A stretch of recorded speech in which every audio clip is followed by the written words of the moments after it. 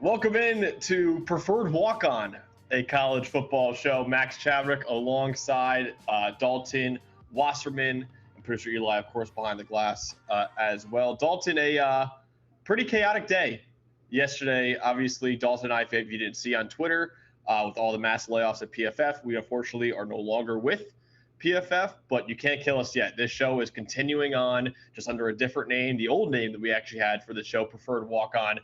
Still a lot of exciting things coming for this channel. Don't worry about that.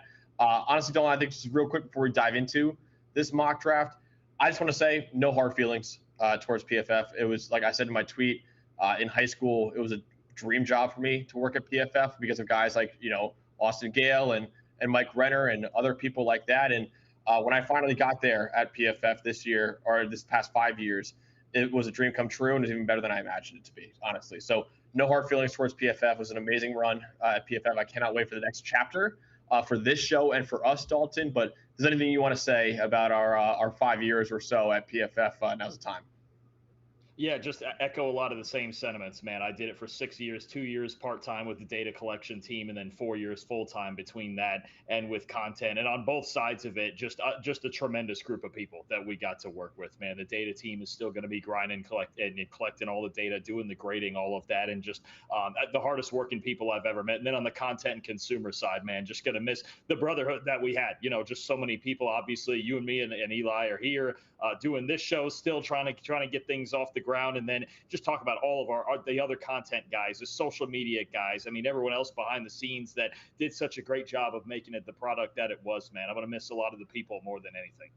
Yeah, absolutely. Yeah, it's been a great few years at PFF, and if anyone's looking for some talented people, a lot of them did lose their jobs yesterday. So go find them on Twitter, LinkedIn, whatever. They are all absolutely superstars, and can't wait to see what they do, and I can't see what happens with the show in the future too. Like I said, we have some exciting things cooking already for this show, so we'll see what happens. To show, Dalton, how much we still love and appreciate PFF, we're still going to use the PFF mock draft simulator for our first 2-round mock draft that we're doing for the 2026 NFL draft. Let's pull up that still beautiful PFF mock draft simulator right now. Also, I want to say real quick, for anyone who responded to our tweets, both Dalton and I's tweets yesterday with the kind words, it meant the world to us too. So really appreciate you guys, and really appreciate everyone for still watching this channel, even though it's kind of under a different umbrella right now. But Dalton, odds or evens, man? What do you want in this 2-round mock? As is tradition, I'll go with the evens today. I'll take those Jets picks and really get us started with the draft at number 2 here. All right, so number 1 overall, shouldn't talk about it too much. Fernando Mendoza is a guarantee to be the number 1 overall pick at this point. You can see 95% of people pick him with his number 1 overall pick. I don't really know what the other 5% are really doing at that number 1 overall pick. He's going to be a Las Vegas. They're having some fun. Have fun. Let's have some fun with that first pick. Maybe just an experiment. Getting Mendoza to. It's probably all Jets fans getting Mendoza to the Jets. Just maybe it's you picking someone else for the Raiders, and you get your Mendoza at number 2 overall. But I'm taking Mendoza here at number 1 overall. Like I said, he's pretty much a lock to be the number 1 overall pick. All right, number 2 here. I mean, I know obviously the betting favorite, I believe, is still Arvell Reese from Ohio State. And then there's been a lot of debate since his pro day about, is he going to be a linebacker? Is he an edge rusher? Is it in between? What is it going to be? I'm going to mix it up on us. I've done a mix up on it before a little bit. I'm going to go a different route. You know what? Give me the pass rusher. Give me David Bailey from Texas Tech, just to see, maybe if the Jets want a pure pass rusher, and I think you could arguably the best pure pass rusher in this draft, certainly in the argument alongside Ruben Bain for sure is the other guy I would consider here. I'm going to go with David Bailey and see how the rest of this top 10 shakes out. You talk about, just leading the power 4 and pass rush grade the last couple of years, all the pressures, all the explosive athleticism he shows on tape, turning the corner, the pass rush arsenal. So if the Jets are looking for that type of player to really juice up their pass rush down the line here, especially with Will McDonald coming towards the end of his deal, I think Bailey is still an option for him. I think so too. He's my number 1 edge in the draft right now, and yeah, if Arvell Reese isn't the number 2 overall pick, it seems like David Bailey is probably the favorite to be the number 2 overall pick. So I think it is a realistic scenario to see them do that right there. I'm up next with the Arizona Cardinals here at number 3 overall. Considering Francis Mauigoa, considering that the Cardinals don't really have a right tackle right now. I know they lost Jonah Williams, who wasn't really that great for them anyways. Elijah Wilkinson they brought in free agency. I'm considering him, but I think what I'm going to do here at number 3, Dalton, with the guy that's still on the board is Arvell Reese. I think the Cardinals have a need at linebacker. I want Arvell Reese to be a full-time linebacker. They also have need help at pass rush edge as well. So I'm going to take Arvell Reese here for the Arizona Cardinals, who I think would use him in a variety of ways in their defense. No, I agree with that. And especially you talk about a team that has had such a weakness at linebacker. I think their secondary's got some young talent. They got a lot of depth on the defensive line, especially if they're healthy. But that second level, I think right now it's one of the most concerning linebacker rooms in the league. I think Arvell Reese, if you're going to draft him as a hybrid, linebacker first, say 3/4 of the time or however you want to do it. And again, we have to remember with Reese and some of the Micah Parsons type of comparisons, Parsons played off the ball more often than he did off the edge his rookie year. And if he was so good off the edge in that sample like Parsons that, okay, we just got to put him at defensive end, outside linebacker on the line of scrimmage like that. If he was so good, say he won rookie of the year mostly with his pass rush production, then you go, okay, move him. We'll find more linebackers. We'll figure it out. But this team, a hybrid player like Reese that they could put wherever they want, they need that in their front seven right now. So I'm with you on that Reese pick. I don't mind that at all. They've done it a lot in the past too. Is Zaven Collins playing a little linebacker and edge for them too? So they've had a history of playing guys at both linebacker and edge rusher before. I think Arvell Reese would be the next one in that long line for Arizona. You have the Titans here at number 4 overall. I think a lot of Titans fans are probably looking at the top player on the board right there, Dalton, as maybe a guy to help out Cam Ward in that offense. What are you going to do here with the number 4 overall pick?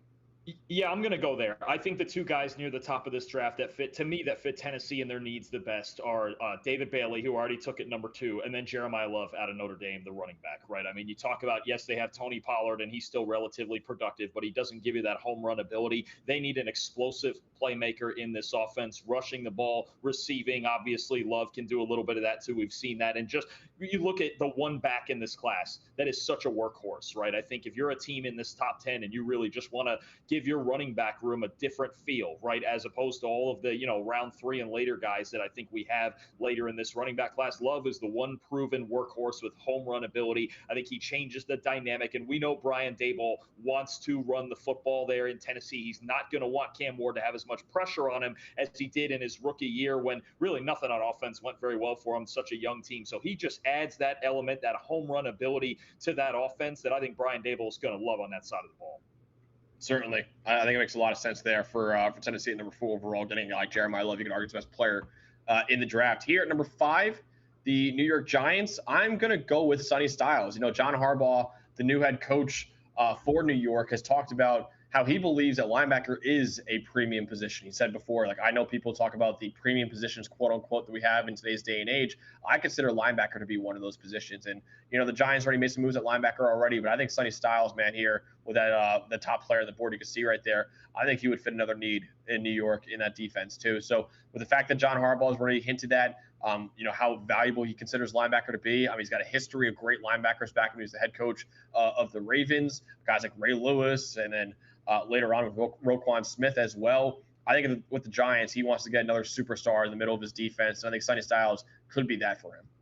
I think you're right. I think, when you talk about linebacker being, if it's not a premium top level position, being more valued than it was maybe a few years ago, you look at the last 4 teams that have won the Super Bowl, right? 2 Chiefs teams that featured Nick Bolton and Drew Tranquill and Leo Chenal, just a stacked linebacker unit. The Eagles and everything that they have at that position, right? You look at Seattle this year, Ernest Jones and Drake Thomas and Tyrese Knight and even Nicky Manwari, I'd pretty much just consider a linebacker anyway, the way that they use them. If you're stacked at that second level in both dimensions, your defense gets so much better. Now you look at this Giants team, if they do take Sonny Styles with this 5th pick, you've got Styles, you've got Tremaine Edmonds. I like Micah McFadden much more as a 3rd guy than, say, a 1,000-snap starter, but he's really a solid guy also you can have in base on those rundowns anyway. So I think taking Styles really would improve the Giants defense more than just about anything else here. Brendan Hallam actually making a great point in the chat right now. Going back to the Titans pick real quick, saying Titans get Chris Johnson, then Derrick Henry, then Jeremiah Love. That'd be a pretty insane run for Tennessee. They've had great running backs in the past before with that franchise too, but those 3 almost in consecutive order would be a pretty elite, trio that they would have had at running back in recent years. Oh, for sure. I mean, super talented guys. And I think the big thing, all 3 of them capable of scoring from anywhere on the field, right? The 4.2 speed of Johnson, the freakish nature of Henry, and then again, Jeremiah Love, and we know what he can do. I mean, the same 40 at his size as Jahmyr Gibbs is just unbelievable. We say it all the time. We saw the 98-yarder against Indiana. That was not normal. You don't see that stuff every day, and you see stuff from Jeremiah Love that you just don't see from other players. Yeah. By the way, if you want to be involved in the chat right now, please subscribe to the channel. You'll be able to send us messages while we do this mock draft. We'll, of course, read all of them, or at least most of them, throughout this mock draft too. And please subscribe to the channel. Please like the video as well. It really means the world to us. All right, Dalton, here, number 6 overall, the Cleveland Browns. Where are you going? Most likely offensively for Cleveland, but I think you have a few picks here that would make a lot of sense for Cleveland too.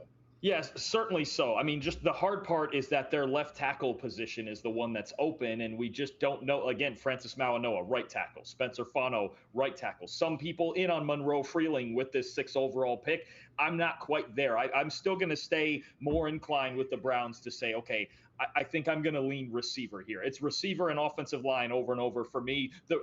I think the later picks that we have here, like at number 39, I think we could have some fun with maybe improving the defensive side of the ball. But they've got to continue to build the depth on this offense. I don't think it's going to be a Ty Simpson with this 6 overall pick. Maybe at 24 we could think about it. But I'm going to go with a pick I've been making a lot. I'm going to go with Carnell Tate. Again, we've talked about it. We think the 3 top receivers in this class, Tate, Mekhi Lemon, and Jordan Tyson, all very, very close in talent, right? But it sure feels like Carnell Tate's going to be the first one off the board. So to get Deshaun Watson or Shadur Sanders or Dylan Gabriel or whoever else, some sort of vertical threat, right, to go with Jerry Jeudy, to go with Isaiah Bond, to go with Harold Fannin, just keep stacking up. I've been more comfortable with the idea of going receiver 6 and waiting for my offensive line options to appear there at number 24. Or we're not doing trades today, but you could maneuver your way around some things too there. Yeah, GM Walt in the chat also saying he wants Tate at number 6 overall too. So there you go. I got the Walt seal of approval right there, Dalton. That makes you feel any better, which it should, by the way. Here at number 7, I have the Washington Commanders. I'm going to go. There's a few ways I can go defensively, I think, for this team. I'm going to go with Ruben Bain Jr., the edge rusher out of Miami. I think Washington, even after signing Odafe Owe, they still need help on that defensive line. Ruben Bain led the nation in pressures this past season. He was also one of the best run defenders in the country too. So I think Ruben Bain Jr., I know the arm length is a historic outlier for any edge rusher, but let alone a guy you're taking in the top 10 of the draft. But also the tape is an outlier as well. So I'm taking Ruben Bain here. I think he's still worth the top 10 pick in this, a draft that's not really that top heavy, to be honest, in this 2026 class. He is still worth a pick somewhere in the top 10, in my opinion. And I think Washington would be thrilled to have him join their defensive line. I absolutely agree. I mean, you talk about look, the arm length being what it is. This guy, we've talked about how well taught he is as a pass rusher from, Jason Taylor coaching him at Miami. He's powerful. His lower body's unbelievably strong. And you see he can move inside and really be a huge factor in your run defense as well. So they got Odafe Owe off the edge. They got Caleb Von Chase on a 1-year deal. But I think to add Bain to that rotation and with as many things as Dan Quinn can do with those fronts and that defensive line, I think Ruben Bain would be a home run pick for Washington. I like it. Definitely. All right, you're up here next with the New Orleans Saints at number 8 overall. Where are you going here for New Orleans?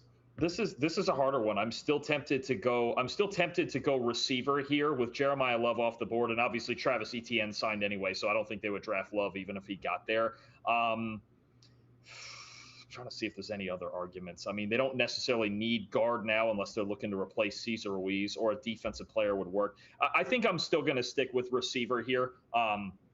I'm gonna go with actually the guy who's our number 1 receiver, and we'll see if he actually goes as high, a bit undersized. But give me Mekhi Lemon. I think Jordan Tyson's medicals are still going to be a little bit of a concern, and Lemon, I just think he could drop into just about any offense and be productive right away, right? So I think this might be the high end of his range, but the Saints need a playmaker. If this was Carnell Tate, I'd probably take Carnell Tate here. I would like the fit with Tyler Shuck as well, but to get Lemon, they just need something other than Chris Olave out there at wide receiver. I like what they're starting to build on defense. I like what they've built on the offensive line and the David Edwards signing, but they need another weapon out there on the perimeter. Definitely. Yeah, I also, Dalton, back-to-back picks now. The Walt has given you a seal of approval right there, too. So I love it. I love Mekhi Lemon. I think he's a great player. I think he's worth the top 10 pick in New Orleans. That needs more help for Tyler Shuck in that offense. And Mekhi Lemon, who is both of our number 1 receivers in this class, and make a lot of sense for them as well. A guy that would have made a lot of sense for the Kansas City Chiefs here, number 9 overall, too. But I'm going to go with Mansour Delane here, the cornerback out of LSU. Who was a superstar this past year at LSU, transferring in from Virginia Tech. He ran a sub 4.4 42, so he's got the top end athletic gifts that you look for, and a top 10 pick at corner. The elite tape this past year, plus the athleticism, plus the fact that the other guy competing with him to be CB1 in this draft, Jamad McCoy from Tennessee. A lot of injury concerns. We'll see where Jamad McCoy lands in this 2-round mock draft. But there are a lot of injury concerns with him right now. I'll go with Mansour Delane. They got rid of Trent McDuffie this offseason too. I think Kansas City should add more to their secondary, and I think Mansour Delane would be a guy that they're very, very in on for Steve Spagnuolo in that defense. Agreed, and especially with how much Spagnuolo likes to get aggressive with his defense, with the blitz packages, with the man coverage, Mansour Delane and man-to-man coverage, just unbelievable. Lights out. You talk about a guy who only gave up 14 catches as a primary coverage defender this past year at LSU. I mean, he was just absolutely lights out, and the zone footwork and off coverage is still getting better. I don't think it's A+ yet, but it's definitely improved from his days at Virginia Tech. And you talk about press man ability and the speed. You just never see him get beat deep vertically. I think Spagnuolo would love him. To me, the two picks there, it's either Delane or it's Caleb Downs, one way or the other. I have no issue with either one there. Here at number 10 overall, you have producer Eli's Cincinnati Bengals. If Eli wants to throw in his pick in the chat right now, but Don, I feel like it's a guy that you and I just been mocking them endlessly in a lot of our mock drafts, and he's still available here at number 10 overall too. I don't think Caleb Downs should get by here. I think the Bengals, when you look at that safety position, signing Brian Cook, and then if they get Caleb Downs to fall to him at number 10, I think you change the entire complexion of the middle of that defense. Still need help at linebacker. We can figure that out later, right? Defensive line, there's so much depth in this class. And yes, there's depth in the safety class, but to me, you could argue that this is clearly the best football player remaining on this board as we have it right now. So I think Downs will be a home run pick for the Bengals. I know the measurables aren't quite that of Kyle Hamilton or Derwin James, but the amount of different things he can do for you, and to have three safeties between him and Brian Cook and Jordan Battle back there in the secondary with, I think, an underrated group of corners, your secondary could be really good. And we know Al Golden loves building a secondary like that. Absolutely. Yeah, the Bengals have had the worst group of safeties in the league since they let Jesse Bates walk. And so Caleb Downs would pretty much immediately fix that for Cincinnati. And yet Eli gave his seal of approval as well, Dalton. So you're getting a lot of seals of approval in the chat right now. You're on a heater. You're kind of on a heater right now, Dalton, this mock draft. There you go. All right, so I'm up next. I'm going to – what do you think – I've done this before in another mock draft, and I went on with another channel. I can't remember actually which one it was. I wish I could shout it out right now. But what do you think of the Francis Mauigoa to Miami? I know they need DBs and wide receivers more so than anyone else in football right now, but they also need help on the offensive line. And I think Mauigoa could be a fun player for them. I probably won't go that route here, but he's a guy that just keeps falling on this board, and I don't know where he might end up. So that's an option, I think, for Miami right here, though. For a team at the very front end of a rebound, you will not see me arguing with taking the guy that I think is the best offensive lineman in the draft. Also, of course, no moving costs, not even low, no moving costs at all. He could just leave his locker right where he is. But no, I think Mauigoa, and whether they're going to play him at tackle or guard, I don't know that Austin Jackson's in there at right tackle for the long haul. And even if he is, you could put Mauigoa at guard. This is one of the worst guard groups in the league.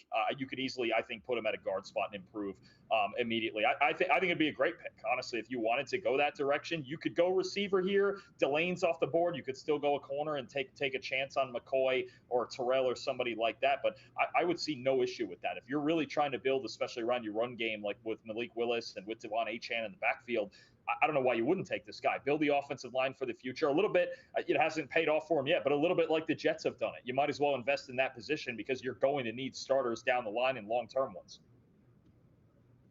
We got someone in the chat, Icevius 4335, saying, love you guys. Give me something good for the Dolphins. Hopefully I get his seal of approval right here. Walt does say Mauigoa should be the pick here at number 11 overall. Screw it, I'll do it. Walt's on a heater, man. That's why he's on a heater. Walt anyway. Absolutely. Yeah, absolutely. We should have him on the show. Absolutely. We should get Walt on the show at some point. Diehard Dolphin fan, Icevius. I mean, we got to go. We've gotten 2 seals of approval from the chat on that. He didn't give a seal of approval. He said, "Give me something good for the Dolphins." He didn't say he wants Mauigoa. Well, I think Francis was pretty good. I think he's pretty good. I think, and also I get it. Maybe not flashy, but he is good. He is really good. He's top lineman on my board. I'm good with it. He could be the number 3 overall pick. So he's here at number 11 overall. I mean, listen, I get it. For Dolphins fans that might not like this one, you have the worst receiving core in football. You have the worst secondary in football. But this is a 2-round mock, and you have another first-round pick, too. So we have 2 more picks for Miami in this mock draft. Maybe we will address those 2 needs. Probably will with those next 2 picks. But I think the value of Francis Mauigoa is too good to pass up. ISP is saying I'll take anything at this point. So hopefully Francis Mauigoa is included in anything right there. Broshmill in the chat, our guy too, also a big Dolphins fan. Hopefully he's a fan of the Mauigoa pick that I just did for his Miami Dolphins as well. All right, Dalton, number 12 overall, Dallas Cowboys. Where are you going here? Cowboys. I mean, I sit here and just think about this defense over and over, man. And it's hard for me not to take the top guy on our board. And we'll see. I mean, it's just every time we do this, it's just like it's sitting right in front of me at 12. You know how much I love Dylan Thieneman. I mean, 4.35 speed, flies all over the field, can play single high. And do they necessarily need him? Not necessarily. You've got Malik Hooker, you've got Jalen Thompson. They won't necessarily have to go safety with this pick, but I'm not too comfortable with a CJ Allen. They could take a chance on Jermod McCoy's talent. I mean, McCoy is super talented. It's just, what does this knee injury look like? Or could they surprise us and go with an offensive player? I think offensive tackle is something they could improve. I don't think it's a desperate need, but I'm going to stick with it. I'm going to go with Thieneman and just go the number of different roles he can play in your defense, along with Jalen Thompson on the back end. I think you create a lot more versatility in your secondary there. Love it. Dylan Thieneman goes there to Dallas Cowboys. Here, Dalton, here at 13 overall, I'm going to go with the risky pick, but if it pays off, man, it'll pay off for this team. I'm going Jordan Tyson for the LA Rams. I think this guy, the injuries are concerning, and maybe you'll drop him a little bit lower than this in the actual NFL draft. But I think the talent is worth a top 10 pick in this draft, honestly. And for a team in Los Angeles who Devontae Adams is entering, I believe, the final year of his deal. Puka Nacua probably will get a massive extension, become the highest paid receiver. But other than that, besides those two, it's a pretty bare receiving room right now. So especially when Devontae Adams finally moves on or maybe retires, you need a separate guy other than Puka Nacua to actually help out. So I'm taking Jordan Tyson here. I'm taking a little bit of the risk here with Jordan Tyson's injury history. But I'm telling you right now, the Rams might have the best roster in football right now. So if Jordan Tyson pans out for them and you have the previous MVP in Matthew Stafford plus Puka Nacua, maybe the best receiver in the game right now, plus one of the best number 2 receivers in the game in Devontae Adams, plus Jordan Tyson, who is the number 3 receiver, which would be crazy in that offense. I'm taking the risk here. I'm doing it for LA. This pick could pay off in a Super Bowl for LA at the end of the year. I hate when I have to say this on our show, and trust me, it pains me, but I agree with everything you just said. I absolutely hate having to say it out loud. But no, I'm a big fan of the idea of the Rams taking a receiver. I mean, whether or not there's been these weird Devontae Adams trade rumors and stuff going around, but keep the band together. Why not? And then just keep adding to it. I think definitely Tyson, if they like his medicals, I mean, he's talented enough to do really, I think honestly, schematically a lot of the same things that Puka Nacua does. You talk about Tyson being a movable piece inside, outside, wherever you need him. I mean, I think he would fit right in perfectly. And as a long-term move with Adams going into the last year of his contract, I think it'd be a great move. Dude, no pressure, Dalton. But here at number 14 overall, Walt also had Dylan Thieneman to Dallas in his mock draft. I believe every single pick in your mock so far, Walt has given you the seal of approval. So no, Walt, do not say in the chat yet what you would do for Baltimore right here. But Dalton, what are you going to do here and see if you can continue the streak with Walt right now? I am going to make the same old boring pick that I've made for probably 99 out of the 100 mock drafts that I have done so far. Give me Venga Ioane from Penn State. Okay. Give me an immediate starting guard, a guy that I have as the second best offensive lineman in this class. I think just a rock solid pass protector. You talk about that downhill run blocking ability that Baltimore always loves with, getting behind Derrick Henry and Lamar Jackson and running the football. I think he just adds, he to me would so much increase the floor of their offensive line, especially the pass protection, because Lamar Jackson under pressure last year was not great, right? And you saw also the injuries rack up. Like, no matter what, even with Trey Hendrickson and everything else they're trying to build on defense, this team has to be centered around building around Lamar Jackson, protecting him, keeping him healthy, and we know they can compete with anybody when he is healthy. Give me Venga Ioane. By the way, he did say Big Venga in the chat. You nailed it. It's too easy. It's too easy, Max. It's too easy. Ball knows no ball. I'm just saying right now, I know you're not supposed to tell a pitcher when you're pitching a perfect game, but you are quite literally pitching a perfect game right now. So no pressure, because this is a 2-round mock, by the way. You still have a lot of picks left on to go on this mock draft, but you are on a hot streak with Walt right now. A little bit of controversy, too, with Walton. By the way, our guy Broshmo, who's unbelievable in the NFL draft space, go check out his channel, too. I was actually recently on it. He does an awesome job, too. But a little bit of controversy, Dalton, because Walt is saying that Broshmo blocked him. And Brosh was saying, I don't block anyone. I don't know what the hell you're talking about. So hopefully that gets figured out, because hopefully Walt can check out Broshmo's content too, considering how amazing he is in the draft space too. But a little bit of controversy going on in the chat right now with Walt and Broshmo, which is pretty fun to watch. Oh wow! I mean, we don't want to start any fights now. That's the way. You and me have enough of those on their own. I mean, you're wearing the ugly hat you're wearing and everything. So just yeah. Hey, we're Yankees are doing all right. We're doing all right. All right, next up is the Trevor's Tampa Bay Buccaneers here.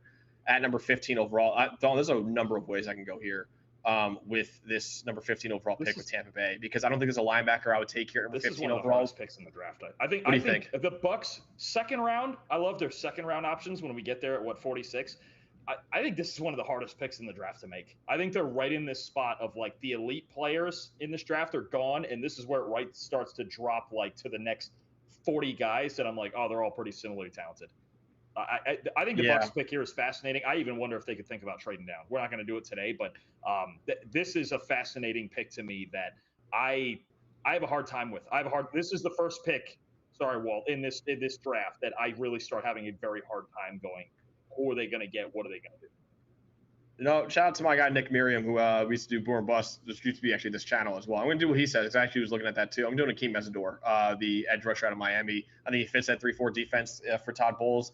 Great year this past year as a pass rusher and run defender with the Hurricanes. I think he will be a top 20 pick in the draft, maybe a little bit lower than this in the actual draft, but this is a tough pick for Tampa Bay. I also was considering Kenyon Sadiq for that offense too, because I do think they need help at tight end.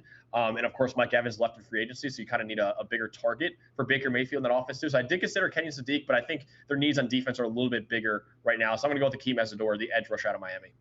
That's probably, if I had to make a pick there, that's probably the way I would go. I have him as edge 3. He's super polished. I know he's a little older. There's an injury history, but I like the way that he plays at a lighter weight, weighing in the 260s. Super polished, like we talked about with Ruben Bain, with Jason Taylor coaching him. And I think that'd be a really good pick, especially Todd Bowles likes those defensive linemen with flexibility too, and he can move on the inside a little bit on passing downs if he really wants to. But I think Mesidor, you know what, you're getting an older player, you're getting a little injury history, but the year he's coming off of is hard to deny, and he's so well coached that I think he would make Tampa better pretty immediately. All right, absolutely. All right, let's go to the next pick right now. That is who's up next right now? Oh, my New York Jets, of course. Oh, Akeem Mesidor just took for the Tampa Bay. Oh my God, of course. That's why I'm trying to skip him right now. All right, Dalton, your New York Jets. You just took David Bailey at number 2 overall. Who are you going with here for the Jets at number 16 overall? So this is interesting to me because the big three receivers are off the board, and when one of them's on the board, any which one, I've been taking a Jordan Tyson or a Mekhi Lemon, especially. They're off the board. I think I'm going to go on the defensive side. I'm going to stay on the defensive side. I'm going to go with corner. I think the Jets are going to look to upgrade their high end talent at corner, and Aaron Glenn calling the plays, going to try to get more aggressive. I'm going to take the gamble here on the health of Jermod McCoy, and I do like Avion Terrell a lot, but I think McCoy's man-to-man ability might stick out just a little bit more to Aaron Glenn if they feel like good enough about his health, I should say, and about his knee. We've seen him obviously play in a long time. He does. It's just a matter of this knee injury, and if we think he can overcome that, I'll take McCoy at 16. Okay, Jermon McCoy replacing hopefully Sauce Gardner there. We'll see what the injury looks like for them too. Here at 17, Dalton, I know we've taken a lot of Monroe Freeling to Detroit. I'm actually going to go with Spencer Fano because for the simple fact of one, he's my number one offensive lineman in the draft, and I think he can play tackle.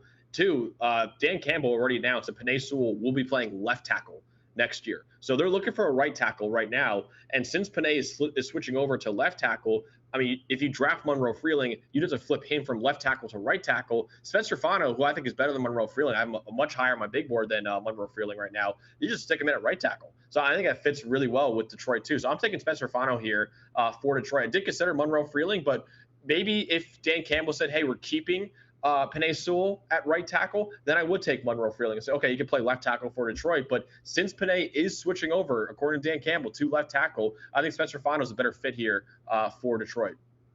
Gives you a lot of options, right? Spencer Fano. I even think about somebody like Blake Miller from Clemson. But Fano, I mean, can you imagine a more athletic tackle duo than Fano and Sewell out there? I mean, they're just going to be moving people and flying all over the place, especially you talk about a lot of those outside zone schemes and things like that. I think it's a great fit. It's a pick I've been making a lot, over the past few months in this mock draft. And I think Fano at 17 to the Lions, I think that'd be a home run. I think they would look so good with Sewell on the left side and Fano on the right side. Yeah, definitely. All right, next up, another NFC North team here in the Minnesota Vikings at number 18 overall.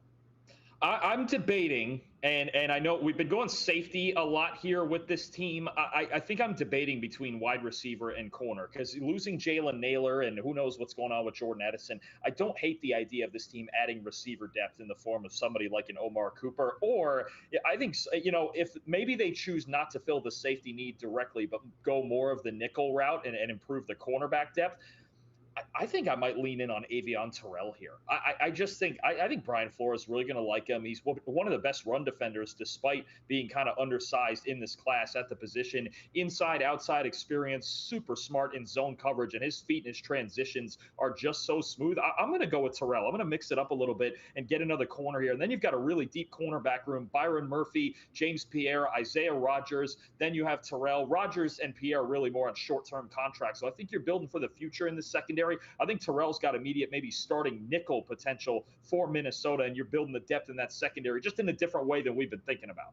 Yeah, also phenomenal point by Wisco in the chat. The Vikings just yesterday picked up the fifth-year option on Jordan Addison, and they said, quote, that he is a big part of our future in Minnesota. So I do feel like Jordan Addison, I know there's a lot of off-field issues with him, but it does seem like he's a part of their future. So I agree with you. I would probably take in Avion Terrell as well for them. Carolina right now in the number 19 overall.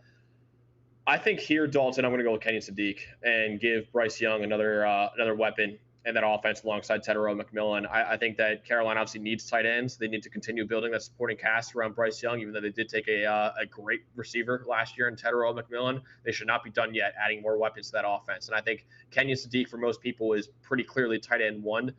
In this draft. I push back on that a little bit. He is tight end one for me, but I don't think it's as big of a gap as people might think in this class. But there's no denying he is a freak athlete at tight end, and he's been a really productive player at Oregon and a really underrated blocker, I think, for Oregon as well, too. So I totally get the hype for Kenny Sadiq, and I do think he will be a top 20 pick in the actual draft. So I'm going to take him here to a team in Carolina that just needs to add more weapons for Bryce Young in that offense. Think it makes a lot of sense. Wonder if they would even think about offensive line like a Monroe Freeling with him still on the board here.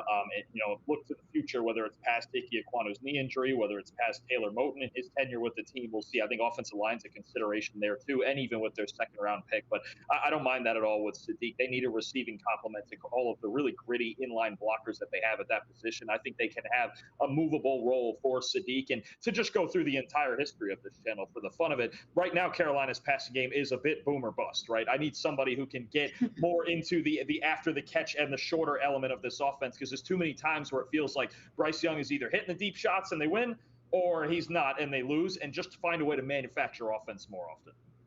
Certainly. All right, you're up again. Dallas Cowboys, who took Dylan Thieneman back at number 12 overall. What do you do here at 20 overall? Man, I took Avion Terrell off the board for myself. That's tough. You did. Tough. You screwed yourself. You played yourself. I did. I'm losing the perfect game. Sorry, Walt. Oh man, I just don't love CJ Allen here this high. No. I don't know, and I love Jacob Rodriguez, LB3 for I think both of us, and I don't know that I would take him this high. This is hurting me. I'm gonna make a fun pick because I think there is. Say again. Real quick, Walt's saying Akeem Mesidor is off the board. Walt, so you have to make a different. He's saying Akeem Mesidor to Dallas, but he is off the board. I would probably take Mesidor if he was on the board here. I'm gonna make a fun pick. I think Christian Parker. It sure sounds like from some things we've been hearing that Dallas is trying to get a lot bigger on their defensive line. Now we love Quinnen Williams, of course. I love Quinnen Williams. Kenny Clark. They've got some. But they traded Oso Diggy. I think they're trying to maybe build that defensive tackle room like they had over there in Philadelphia. I'm gonna have some fun. Give me Caden McDonald at number 20. Ooh, okay. We're gonna plug up the A gaps here in this defense. Linebacker is going to be a heavy consideration for me. Actually, does Dallas? I don't remember if Dallas has another pick. If they have a second round pick, they might not. But I think plugging up the A gaps there. Let's move Quinnen Williams and Kenny Clark around. Let's mess around with these fronts, and maybe not quite as athletic as Jordan Davis was, but maybe he can be kind of the Jordan Davis of this defense, like Christian Parker had under Vic Fangio, and how that Philadelphia defense was built. Maybe he's trying to do it like that. I'm going McDonald. Yeah, we're not doing trades in this mock because we're kind of on a time crunch for a 2-round mock that we're doing right now. But a great point by Nick in the chat, because they do not have a second-round pick. Their next pick is actually number 92 overall. A great point saying they could trade back and maybe get a linebacker like C.J. Allen in the late first round. Actually, I think Nick is spot on right there. They actually might be a team that, with that number 20 pick, maybe the number 12 overall pick, they might be a trade back team considering they don't have a second round pick, and they only have a late third round pick right now too. So that is a decent point. We're not doing trades in this mock draft, but I do think there's a chance that they could do that in the actual draft. I have the Steelers here at number 21 overall. I think what I'm going to do here is I'm just going to take the guy that is falling, and I'm going to take Monroe Freeling, the left tackle out of Georgia. I know some Steelers fans might be like, oh, my God, not another tackle out of Georgia who's a freak athlete, but, still a little bit raw. But I do think Monroe Freeling is going to be a guy that goes really high in the draft, if not like number 6 overall. I think he certainly could be a guy that goes really, really high, like that high in the draft. So here at number 21 overall, I know you and I, Dalton, are both a little bit lower on him, and he's a guy that is more of a day 2 guy for us than anything else. But in a predictive mock draft, I do think he's going a lot higher than this. So I'll take him off the board here at number 21 overall to a Steelers team that, quite frankly, he's probably need to look to upgrade at tackle, considering Broderick Jones has been basically a below average player for all of his seasons so far. So I'm going to take Monroe Freeling, a Georgia tackle, to potentially replace another Georgia tackle in Broderick Jones. Yeah, I agree. I think the other guy may be under consideration there just for the fit with the rest of the receivers they have. I think Omar Cooper would be on the board too, if you're not going to a quarterback, if you're not going Ty Simpson at that point also. But I think Omar Cooper is somebody who would fit in well with the deep abilities of DK Metcalf, the kind of the perimeter abilities and intermediate abilities of Michael Pittman. I think Omar Cooper would be a very, very much a consideration for me there with Pittsburgh, just with the fit. Him or Casey Concepcion, either one who would kind of fill that same role. So I do think I like the Freeling pick, though. There's good value to that. And that left side of that offensive line, that's going to be a big story in Pittsburgh this year. Yeah, definitely. By the way, quick update that Jermon McCoy just had his pro day. Appreciate Nick for throwing in the numbers. According to Adam Schefter, ran a 4.38 at a 10'7" broad jump and a 38" vertical. That's some elite stuff right there. That sounds a lot like Mansour Delane's numbers, I think. Yeah. I mean, well, then home run pick at 16. Nailed it. There you go. Come on now. Of course we nailed it. Come on now. We're running hot. This might be the best mock draft I've ever done, Max. Yeah, there you go. We're only like a quarter of the way through it, but it might be the best one I've ever done. Anthony Manzano wanting us to double down on offensive line for his Dolphins. Maybe we'll do that later on in the first round. We'll see what happens at number 30 overall. First off, though, you guys are up at number 22, or you are up at 22 overall, Dalton, with the LA Chargers. Where are you going here? I like how it's you guys. It's me and the chat, clearly. Literally, it's actually, that's why I said you guys, because you and Walt, basically, yeah. This is tough. I think the Chargers. Do I reach for an Emmanuel Pregnon here? I will. In a predictive mock, I probably wouldn't, to be honest. I don't know. I've been saying depth on their defense. I've been taking a lot of edge players for them. Mesidor's off the board. Howell's. I don't know if Cassius Howell's going first round. I love him. Cassius Howell rocks, but I think I'm kind of between the two Clemson guys, TJ Parker and Peter Woods. I probably lean Woods for them. I think they need to tackle a little more. It's kind of both. They're not dying off the edge because they still have Mack and Tooley, but they could use a third guy. I've been taking Mesidor to them a lot when he falls to them. I'm gonna go Peter Woods. I'm gonna do that. Let's beef up the interior. Let's put him next to Taylor Tart in there and really get that front line. And in this draft, triple up on the defensive line. There's so many good defensive linemen and especially edge players that I feel really good about what I could get off the edge if I want to in the second round for the Chargers. I'm gonna go Peter Woods there, shore up the interior, and then figure out, offensive line guard possibly later, edge player later. I like this. I think in the trenches is where I'm living with the Chargers. Love that. Someone's saying my preferred mock draft. Appreciate that in the chat right there. Zano's saying, you have any thoughts about Emmanuel McNeil-Warren for LA? Just getting our safety in there if Derwin James does leave. That's an option, I think, for them, for sure. I'm the big RJ Mickens guy. I think RJ Mickens could start. I do love RJ Mickens. Yeah. All right, I'm up with Philadelphia here. I'm just going to do it because he's got to go somewhere in the first round, somewhere in this range, because he is going to go somewhere in this range, in my opinion. Dalton, I know you and I are both not that big of fans of him. I think he's more of a day 2 player. I think he's still a really good run defender. I'm taking Keldrick Falk here, the edge rusher out of Auburn. I just think, you can play a little bit on edge for Philadelphia. You can play a little bit on the inside for Philadelphia. I just think that add him to that defensive line. Howie Roseman's obviously got a history of taking guys that have been falling in the draft probably a little bit further than they should. I think Keldrick Falk, for most people, is probably the top player on the board right now SEC player too, which I know Harry Roseman loves as well. And Philadelphia could use some help on that defensive line too. So Keldrick Falk, again, I think he's more of a day two player, but I do think he's going to go somewhere, maybe even top 20 in the draft. So I'm going to take him here to Philadelphia year 23. I'll say where that makes sense is the Eagles generally, they like their toolsy guys in the trenches, and he is a different type of complement to because their edge room is undersized, right? It's why they traded for Jalen Phillips midseason and now he's gone. He brings a level of size and early down ability, and then on passing downs, if they want to move him inside, I think that does make more sense. I think the Eagles, if Falk was going to go first round, I think the Eagles are actually one of the more logical spots for him to go to.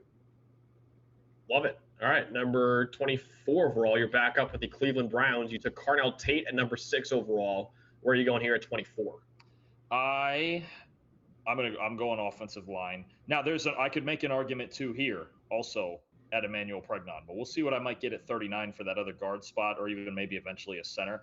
I'm going to go tackle here. I'm going to look at my left tackle options, and what that leaves me with right now is, unless you believe Max Ianachor can flip over and play on the left side, maybe not. But for now, the two guys I look at are Caden Proctor and Caleb Lomu. I think this would be a really good scenario to get a Tate, and then one of those two guys. If Freeling ever fell to 24, they wanted to maneuver, I get it. I'm going to go with Caden Proctor because he's higher on my board than Lomu by 1 or 2 spots, I believe it is. I think super talented. If he can keep his weight down, and even eventually, if that is an issue and you don't feel like you could stay at tackle, then move him inside. This team still has offensive line needs. They've got some veterans that they brought in, but they've got offensive line needs in the long term. No matter where Proctor ends up, I think he'd be a good prospect for Todd Monken to have in that offense.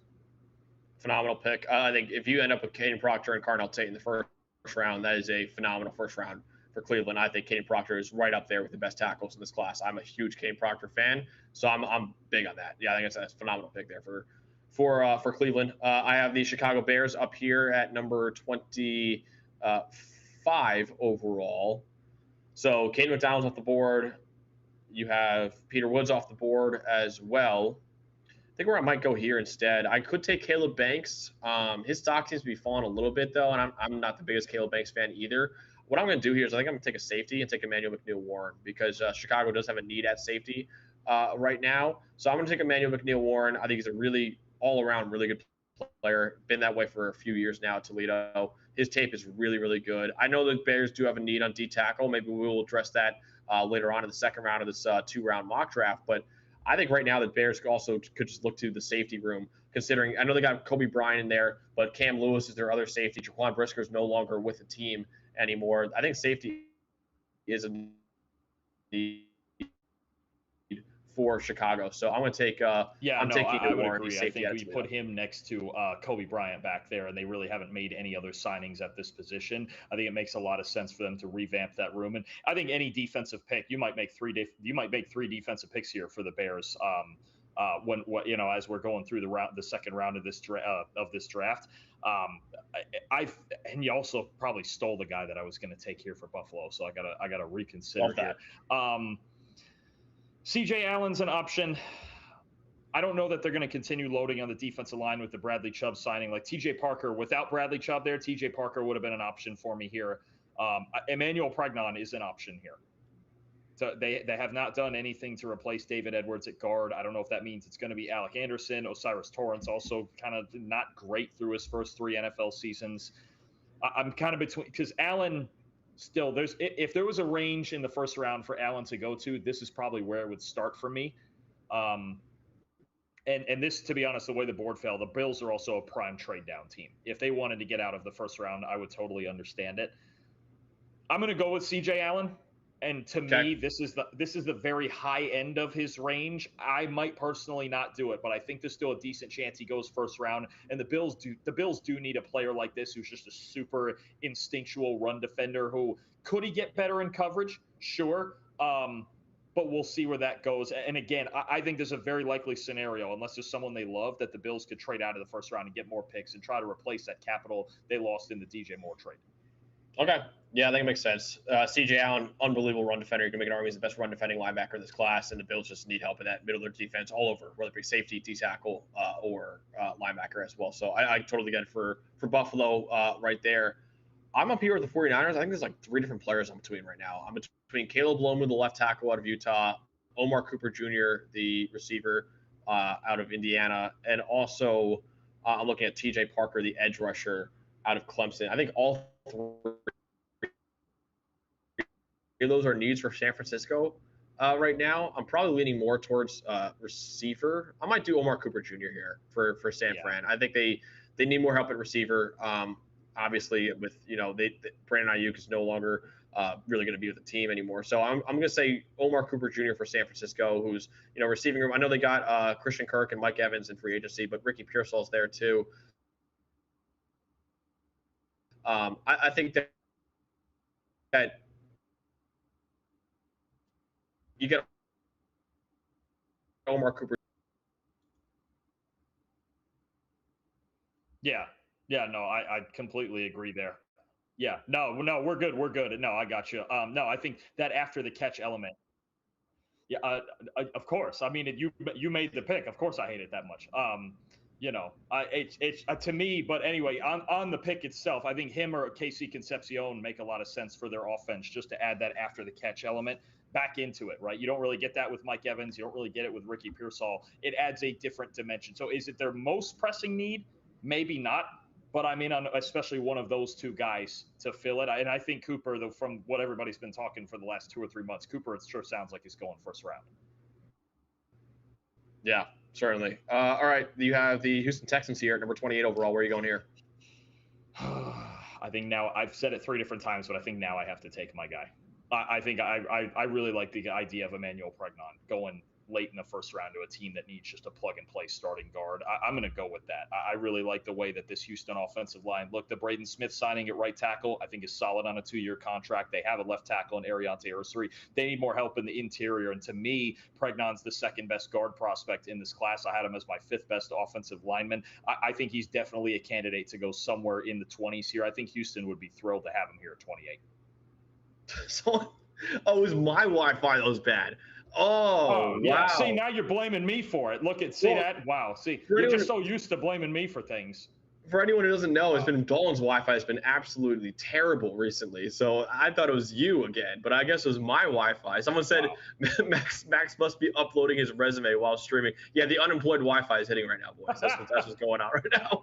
Okay. You went to the cheaper plan that quick? It's dire. We're in dire straits right now, Dalton, for sure. Oh my God. Okay. We got to crowdsource one of those Wi-Fi boosters for you. Plug it on the hand wall. Hand up. That's on me. Because it has been. Dalton really does have a lot of terrible Wi-Fi. So I thought it was you again that had it. But wow, I guess it was me this time. That's hand up. That's on me.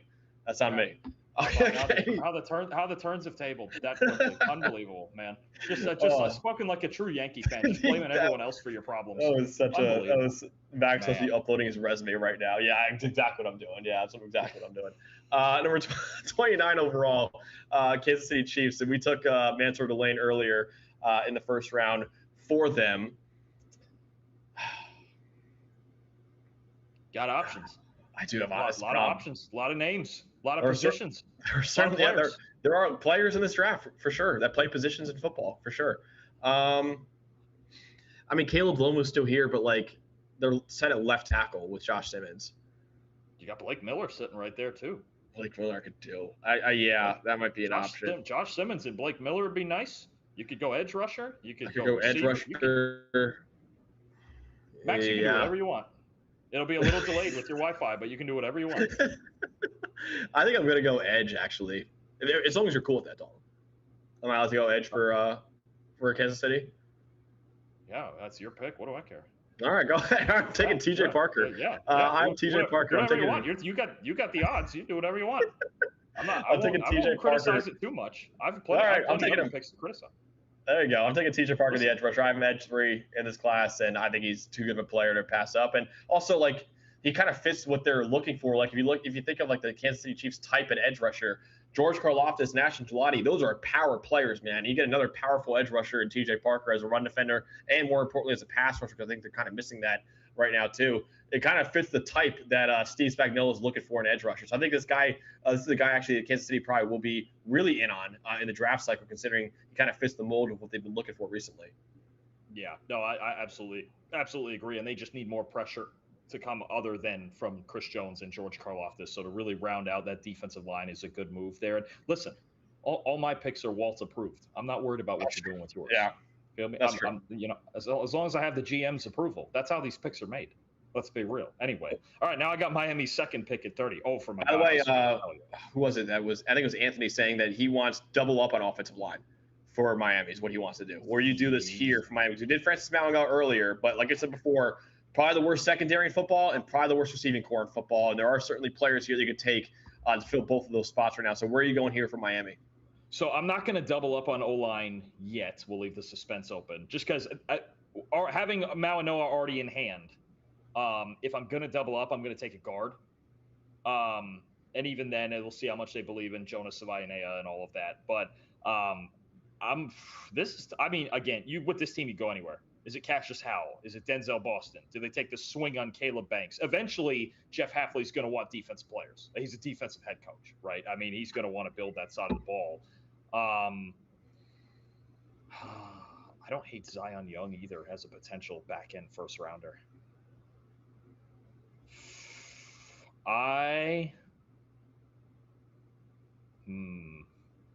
It's a hard one, Max. Anthony says he doesn't really. He's staying away from Colton Hood at this pick, so I don't know if he wants Colton Hood. Just let you know. I actually think I agree with that. I think I'm on either Denzel Boston or Zion Young.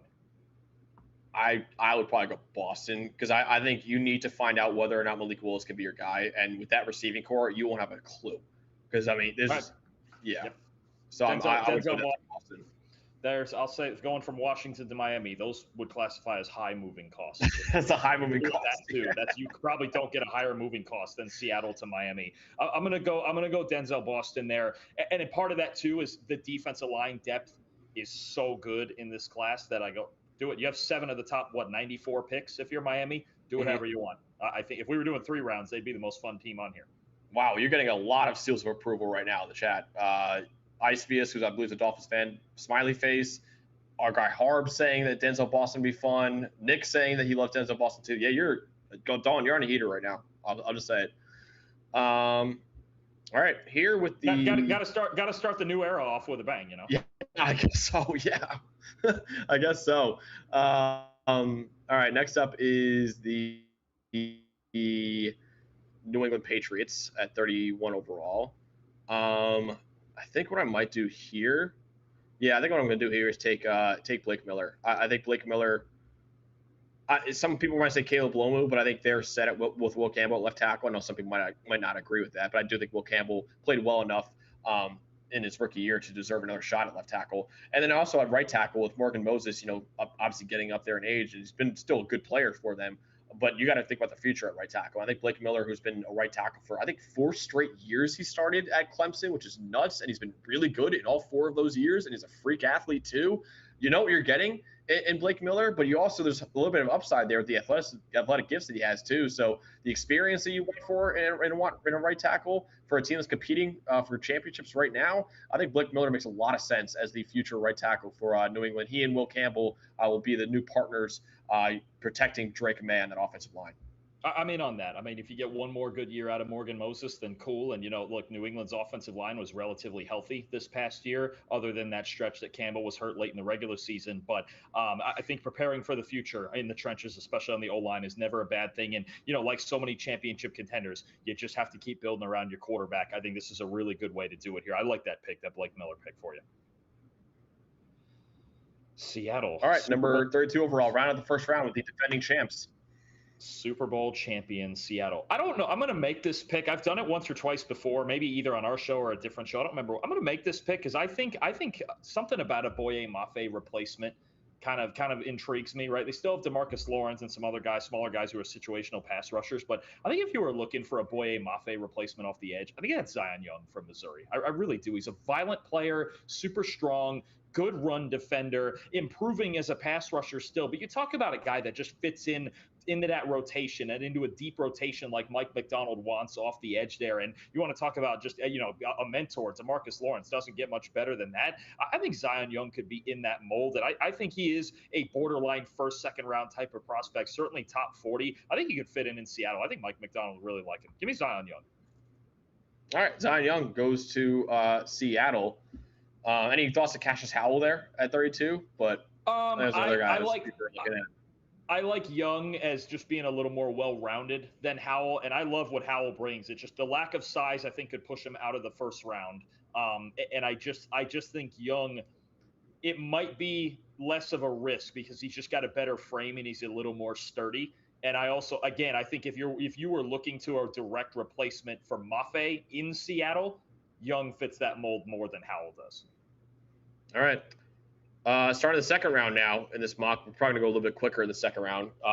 Dalton, I'm going to do it. I'm taking Ty Simpson to your New York Jets. I think, it's tough. It's a tough pill to swallow with maybe the 2 or 16 overall pick, but here at 33 overall, I mean, taking potentially your franchise quarterback of the future. I know behind Geno Smith, who they're very in on, it seems like in New York right now, but Ty Simpson, I think, could be potentially that quarterback of the future. So I'm taking him here to New York here at 33 overall. You just couldn't let Geno be the franchise, could you? They brought him back. They brought him back for a second time. You just couldn't let him do it, could you? I couldn't do it. No, I couldn't. What are you going to do in our way too early next year mock then? What are you going to? At 2, they're probably going to take a quarterback. I'll be honest right there. Oh, okay. So now you want a different quarter. Oh boy. Yeah. All right, Ty Simpson. It is. It's your call. Your pick. Your call. Sure. I might have gone Casey Concepcion or somewhere in that range, but But odd numbers are yours. I get 44. I'll fix it. Don't worry. All right, 34. You also probably just took my pick off the board here for the Cardinals too. So did I? Yeah. Now, well, maybe you did. We'll never know now. Listen, there's some pretty good tackles available still that I think you can go with here for Arizona. We didn't take a tackle at 3 overall. Wait a minute. Wait a minute. Where's Drake? Where's Drake Holiday at? Where's my guy? Drake was in the chat. I don't know if he's still here.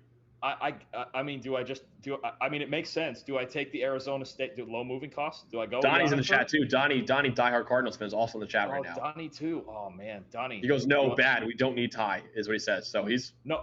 Well, Ty's gone. Max just took Ty to the Jets. I'm talking about Maxi Ionichur. Go right down the road. Right. I need a right tackle. Low moving cost. Yeah, good call. Let's do it. I need to fix this right tackle spot in Arizona. Maxi Ionichur could go first round, honestly. Could go first round, super athletic, hasn't played football that long. And you talk about the Cardinals desperately needing a right tackle. You know what? Go right down the street and get one. I'm in. Yep. Completely agree with that. Tennessee took Jeremiah Love earlier. Yeah, I think is this your Cassius Howell spot? I was just thinking about that. Maybe a little Bryce Huff kind of action under Robert Saleh. I was literally just thinking that. I was looking through the board, but I don't know. I'm gonna take. I would be floored because this is the final Titans pick that we have. I would be floored if the Titans come out in the first 2 rounds without a defensive player in Robert Saleh's team. So I'm taking Cassius Howell. I know there's some people in the chat that don't love Cassius Howell, and I get the arm length concerns with him. Still an elite pass rusher though over the last 3 years. I'm taking him here to Tennessee, and I think he does fit kind of like that Bryce Huff role in Robert Saleh's defense. I think your 2 picks there. Offensive line's also a concern with this team. Just to add a little more to that receiving core. But you're probably right. He's going to be looking for a pass rusher, and Howell's a darn good one. I'm in on that. Definitely. All right, Las Vegas Raiders took, of course, Fernando Mendoza at number 1 overall. Where are we going here, Dalton? 36 overall. I'm between, I think, 2 things here. Number 1, receiver. I think Casey Concepcion could make a lot of sense here. Yep. Number 2, the guy we have right below him on our board here, Kristen Miller, and really get this defensive tackle group fixed up. I think the edge group is actually not bad, especially with Max Crosby coming back. The D tackle group to me looks like maybe the weakest part of their defense now. So not Caleb Banks over Kristen Miller. Possible. I like Miller just as the safer option. You know me. The deeper into this we get, the less risk you have with Banks. I don't know that I'm in on Banks as a first rounder because even healthy, there's inconsistency in his game. Kristen Miller I do like because I know what I'm getting. I know darn well what I'm getting. A monster run stopper who can move around the line more than you think he can. And is there maybe Trevor Sycamore, he thinks there's some hidden pass rush potential. Even if there isn't, This team's just got to get more stout in the middle. I think I'm going to go there. I'm convincing myself of it. Give me Kristen Miller. This Raider team, they've just got to get better in the middle of their defense. Now, I like what they did at linebacker with Dean and Walker, right? It's going to be better than what they had last year. The edge group is pretty good, but that defensive tackle position, they've got not a whole lot going for them right now. And I think Kristen Miller really, especially on early down, is going to help them a lot. I mean, that's why they spent a boatload of money on Christian Wilkins, and it didn't work out for them. They're desperate to get help at D tackle. So I'm completely with that too. By the way, a lot of people watching right now really appreciate it. Please subscribe to the channel. We're doing plenty more draft and a lot more college football stuff coming down the pipe very, very soon too. So please like the video, subscribe to the channel for all that content coming up very soon. Really appreciate you guys all watching right now as well. Trying to move a little bit quicker here in the second round. Dalton, this one's easy. Casey Concepcion. Giants need more help at receiver. Casey Concepcion might be a first-round player. You get him here at 37 overall after taking Sonny Styles in the first round. I think this is a dream first 2 rounds of the draft for New York right here. Yeah, I feel good about that, man. You talk about Matt Nagy's offense going over there to work with Jackson Dart in New York. And I think KC, when you talk about a lot of the RPO concepts and things like that Nagy can bring, you don't ask Malik Neighbors to do all of it, right? Especially coming off the injury. So you've got Neighbors, you've got Darius Slayton on the other side. And then KC is just the type of player who can fly around, get the ball in his hands any way possible, brings the punt return value, just a player that is going to make your offense and your special teams more explosive. And this is right around the same range that Luther Burden went last year, and he was so good in his rookie year for the Bears. I think you could see a similar type of impact in an offense like this that emphasizes just getting him those easy touches and allowing him to be kind of just a running back with the ball in his hands. I think that is a really good fit there. It makes Jackson Dart's life a lot easier. Absolutely. All right, next up, the Houston Texans, who earlier in the draft, we took Emmanuel Pregnon at 28 overall. Dalton, what are you doing here at 38? We got Pregnon already. So to me, once we get 1 or 2 offensive line picks in, we get kind of a luxury. You got to go Caleb Banks or I think that the value is too good here. Or you can go maybe the value is good here for Houston, for a team that does have Tommy Togiai and Sheldon Rankins in a deep defensive line. You coach this kid up. If D'Amico Ryans can coach this kid up and get him to play to his potential more consistently, I mean, how much more unfair do we need to make this Texans defensive line, right? With Anderson, with Hunter, with those interior guys. I mean, I think it's a place where he could go and really succeed and hit his potential. That would be a fun one to me. If Caleb Banks got to Houston, I'd be like, well, let's just wait and see what happens there, because that could be a whole lot of fun, and he's not going to get a lot of double teams with those edge guys out there in Houston outside of him. Yep, absolutely. All right, Caleb Banks. Yeah, a lot of people want Caleb Banks to Houston right there, so we're doing that pick right there for Houston. Browns, actually, Harbs wanted Caleb Banks to the Browns in the very next pick. Unfortunately, he just didn't make it. Carnell Tate and Caden Proctor we took earlier for Cleveland. Could double up at receiver. Could double up at receiver. I'm looking. Linebacker. I was just going to say, I know they got Carson Schwessinger, who won Defensive Rookie of the Year. Yeah, he's good. I'm looking at Jacob Rodriguez right now, man. With Jeremiah Wusu-Koramoah, unfortunately, his injury just seems like it might be a career ender for him. Give me J-Rod. They have Quincy Williams, too. I do wonder if they'd look at corner also. Corner might be a thing. Oh, yeah. Yeah, corner's I forgot Cole was still on the board, actually. The Eli Preston, I'm going to see. I don't know if Eli Preston yet. I'm gonna do Colton Hood, actually. That's a good call. We're actually doing our corners this week. I actually like Colton Hood a lot more than I thought I would. He's a really, really good athlete. Was really sticky in man coverage, too. A little bit of issues in zone coverage, I thought, with him. But going to Cleveland, man, I think it'd be a really fun fit for them there on that defense. So I'm going to take Colton Hood here as the first defensive pick. I get it. I think it makes some sense here. I think they could their defense is still so good anyway, and it's just a matter of what they want to improve on that side of the ball at which level for sure. Kansas City, we did TJ Mansour Delane and TJ Parker, yeah.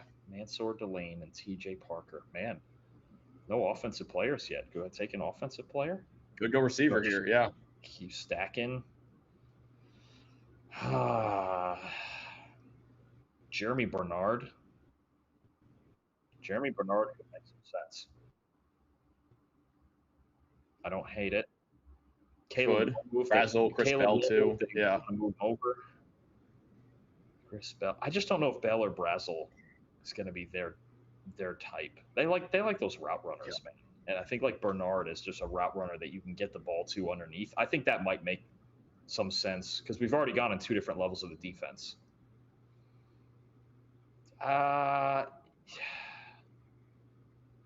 Man, TJ Parker, we already got.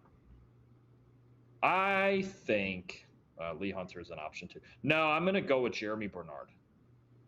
Okay. I think he just fits in a little better with Andy Reid. Like Brazel, they do need a guy like Brazel, but I wonder if they might just go vertical threat later. Or I think they re-signed Tyquan Thornton too for that sort of role.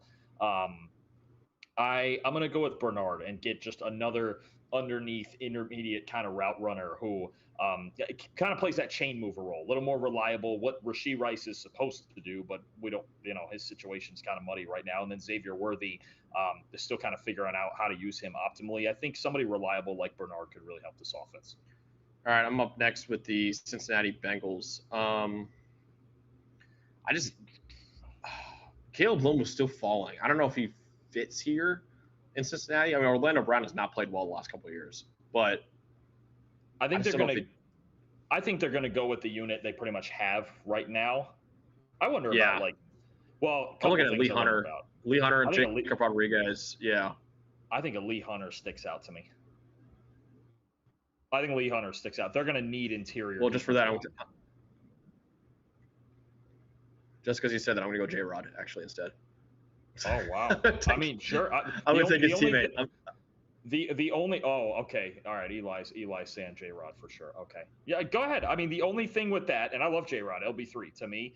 The only thing with that is another young linebacker, right? Kind of that thing. But if we like him next to say Demetrius Knight better, so be it.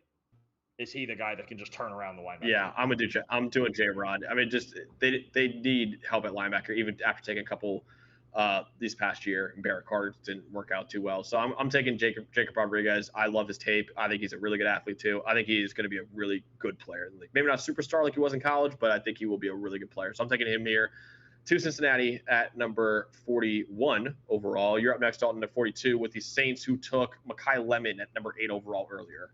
I'm going to make it 2 Texas Tech players in a row. Give me Lee Hunter to New Orleans. I still like what they have off the edge with Chase Young and Carl Granderson. I think they could still add to the depth of that at some point in this draft, but I don't love the middle of their defensive line as much. I think Lee Hunter plugging in there at nose tackle, kind of an odd bit because he's bigger, obviously, but and the athleticism isn't great, but somehow he is a playmaker. It is kind of odd, his style of play. He's still a playmaker who makes a lot of plays and stops in the backfield and really understands just how to penetrate and make plays on the football. But I think that Saints interior defensive line, I like that they worked on the offensive line in free agency. The interior defensive line needs some work, and I think a run stopper like Hunter could help them a lot. Yep. Love it. I'm up here next with the Miami Dolphins, who took Francis Mauigoa and Denzel Boston. What? I'm just thinking. A lot of pressure. We got a lot of Dolphins fans in the chat today, Max. A lot of pressure. We do have actually. That's right. We do have a lot of. Yeah, you're on the fire. I think what I'm do. I gotta address the secondary. I think I'm gonna go, and I do have other guys above him in my quarterback rankings that we'll do later on this week. But I think, for the sake of realism, I do think Brandon Cisse is gonna go pretty high, like top 40 high. So I'll take Brandon Cisse. I think he's probably, out of all the corners left on the board here, I think he's the next guy off the board. So I'm taking Brandon Cisse here to Miami. Really good athlete, really good run defender, actually, really, too.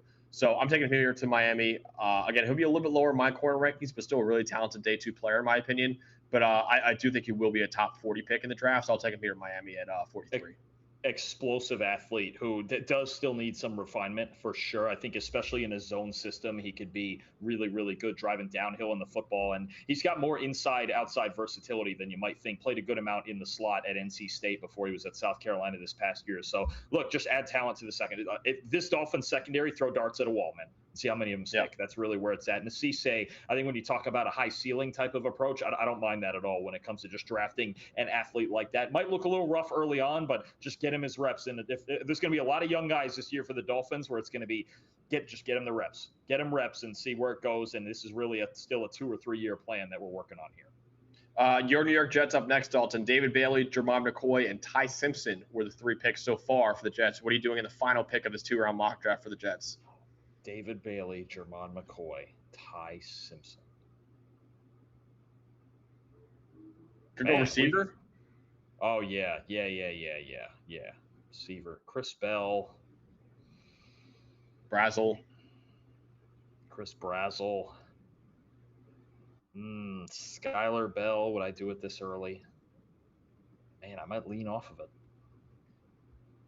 I'm not the biggest Really? Chris Bell Okay. fan. I'm just not the biggest Chris Bell fan. I'm not gonna lie to you. I'm not. I don't know that I like him this high. If I didn't already take a corner, I would sprint it in for D'Angelo Ponce. Love that guy. I am going to say. Man, where's Caleb Lowe go? Oh, we still haven't gotten him off the board. What are we? We got to find. We got to find a spot. This is way too low. And this is why we got maybe next mock we got to do trades because there's no way Caleb Lowe falls this far. I just don't know where he goes at this point. I'm going to go with a player that I do think the Jets would still be interested in here. I'm going to take A.J. Halsey, the safety from LSU. Oh, okay. I'm going to round out the secondary more. That's a pick I've made a couple times now at 44. And it wouldn't shock me because I don't think the Jets have a third-round pick. It wouldn't shock me if they traded down from that spot to just kind of get more capital. I'll take A.J. Halsey. So for the Jets now, we went edge, corner, quarterback, Max, and safety. I'm in on it. I'm loading up on defense. That's what I want to do. I'm going to load up on defense. I'm good with it.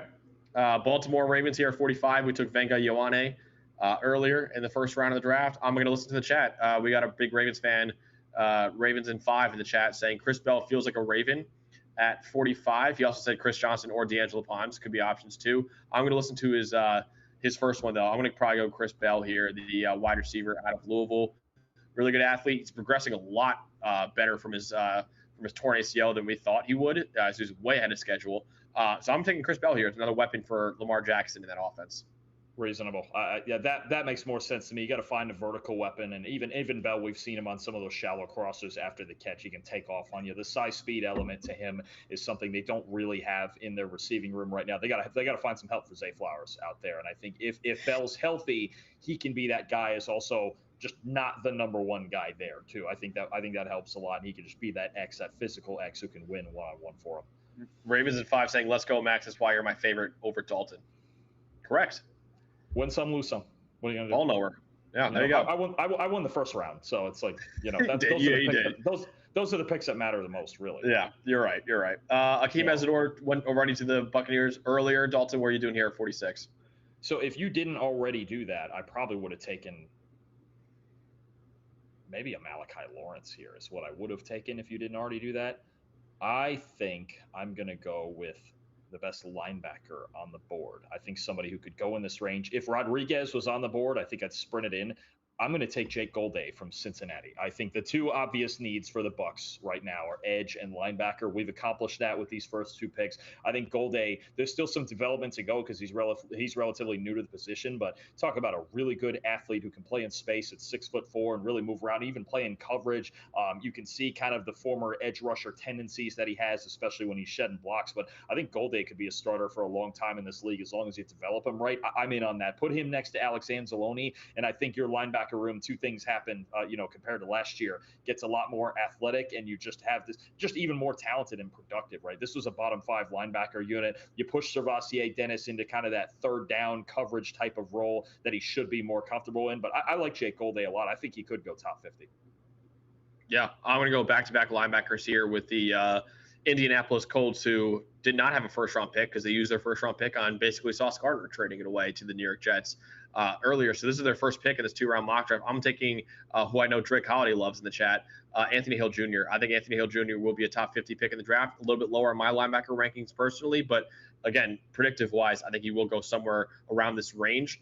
And the Colts need help at linebacker pretty badly. So I think Anthony Hill Jr., I think Indianapolis here at 47 overall, it's a pretty realistic landing spot. So actually one of the most likely landing spots for Anthony Hill Jr. in the draft.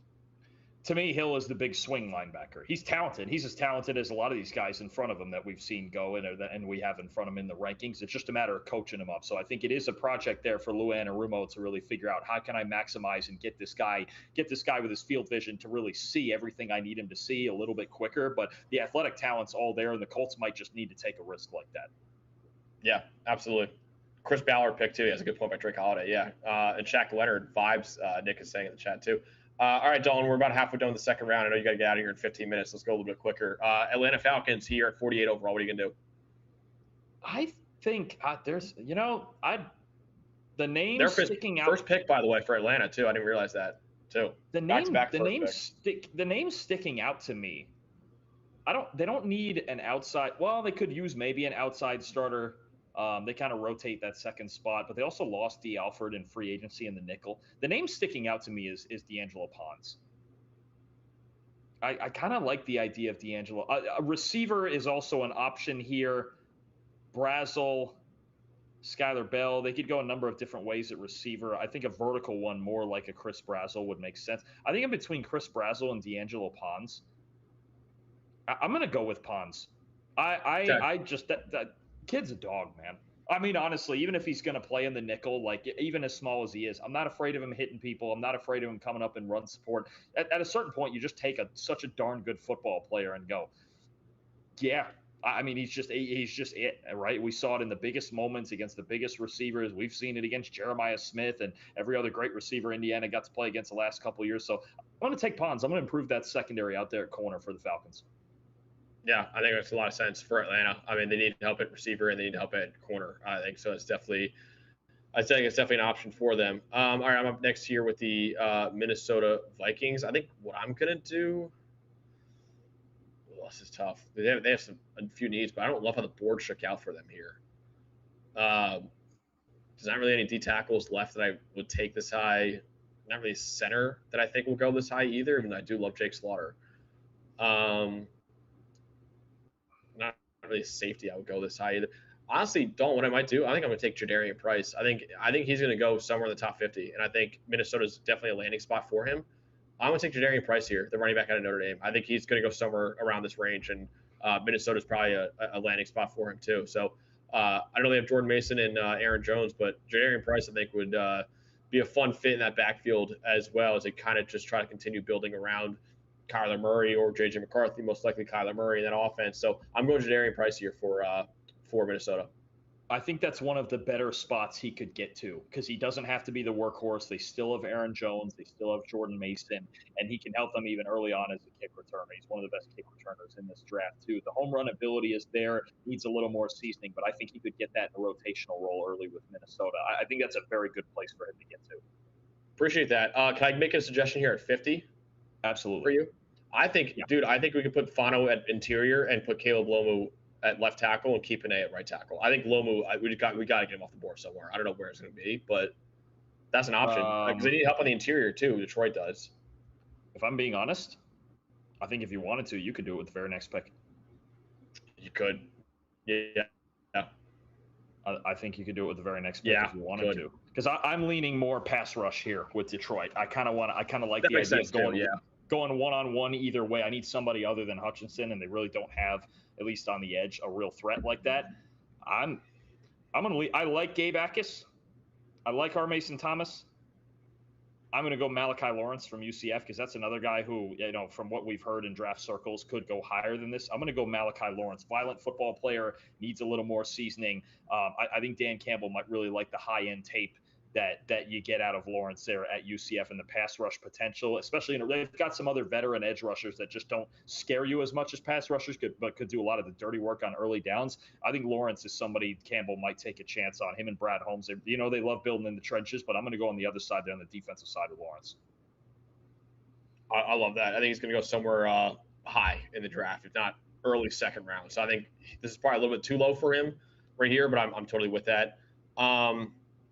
I know they got Rasheed Walker, Carolina did, who's been a solid player and can be a starter for you if you need him to. I'm going to just take the swing here on Caleb Lomu. Of course, we'll see what happens with Ike Ekwonu and his injuries he's dealing with right now too, but this feels like almost too good of value to pass up right here. I mean, this guy's going to be a top. I would expect Caleb Lomu to be a first-round pick, honestly. I mean, I think he could really be a top 25 pick in the draft. So 51 is probably not really that realistic. Hopefully, in the next mock we do, we'll do trades and maybe we'll get him off the board and have someone trade up for him if he does fall like he does here. Again, I don't know how realistic it is and he gets here at 51, but I'm doing it here for Carolina. I think it makes sense. For the value there at 51, how could you not, right? Even if eventually he's the Taylor Moton replacement a year or two down the line, I have no issue with stashing a player like that away. Green Bay Packers. Do I improve the O-line, D-line, secondary? We got options. This Green Bay team's got some needs, man. I think Keontae Scott could be a consideration. Chase Basantis is still here. Sarah McCoy saying Chase Basantis is a great fit, too.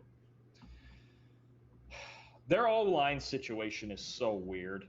It's so weird because they're clearly paying Sean Ryan to start, and I think they might be paying him to start at center. So at that, if I'm going with that, it's Jordan Morgan at left tackle. How much faith do they have in Anthony Belton at right guard, who wasn't great, but he's also not naturally a guard, and it was his rookie year, right? I think DeSantis is a consider. Otherwise, I'm thinking about the pass rush also with someone like R. Mason Thomas. Yeah. Because, I mean, we saw it. They have other players who are rugged and can play off the edge, but when Parsons got hurt, pass rush just went away. It's gone. So, I mean, to get a guy, even if early on he's just kind of a designated pass rusher, you need pressure in this defense, right? Jonathan Gannon's going to want pressure in this defense that they didn't get without Parsons last year. And Thomas, on those third downs and things like that, he can be an absolute demon when this team gets ahead. I think as a pass rusher, sure. There is much more to go when it comes to his early down production. But I think early on, that's what he could do is be that designated passer. Give me R. Mason Thomas. I'm going with it. Okay. Love it. Pittsburgh, we took Monroe Freeling at earlier on in the first round. Now here at the second round pick for Pittsburgh. I think I might lean corner here with the board looking the way it does. I'm looking. Yeah, I mean, they have Dean and if you're gonna go corner, I think you go Keontae Scott. You get on the inside. Yeah, so I was looking at Nichols. Could you double up and go Basantis here and just get your whole left side of the offensive line? Just trying to see who else is available. Could do that too. Because we already went Freeling the first time around. Basantis, I think is gonna go. I think Skylar Bell, for the same reasons I like Cooper and Concepcion. I like Skylar Bell for this fit too here. Wouldn't hate that. Yeah, I just think he's going lower. Yeah, screw it. I'll go Basantis. I think that's a good call. I think they just. I mean, the whole left side of the offensive line, in theory, is set then with that, and Broderick Jones would just let him walk, honestly. So, yeah, I think Pittsburgh is addressing their offensive line for Aaron Rodgers, who of course needs an offensive line with how up there he is in age. I think Pittsburgh is addressing that offensive line like that and getting Michael Pittman Jr. in there alongside DK Metcalf. I think Aaron Rodgers will probably be pretty happy with that in 2026. No, I think that's reasonable. You got to pass protect. If it's going to be Rodgers, because we still don't even know with Rodgers. If it's going to be Rodgers, Kirk Cousins, new quarterback, Ty Simpson, whoever, if you can't protect him, it really doesn't matter. So I'm in on that. Basantis has especially some athletic potential for sure. He's got to get a little stronger, but he's got starting potential. Philly. We went Keldrick Falk before, right? Mm-hmm. I think. So go Chris Johnson. Yeah, I think the two players I'm looking at here are either Chris Johnson or Eli Stowers. I could look to the future here at tight end. Someone's saying Jennings Dunker too. Gets more help on the offensive line. Yeah, Sarah McCoy. I don't think I like the scheme fit here for Dunker. We might get him elsewhere before the end of this, but I don't love him in Philly.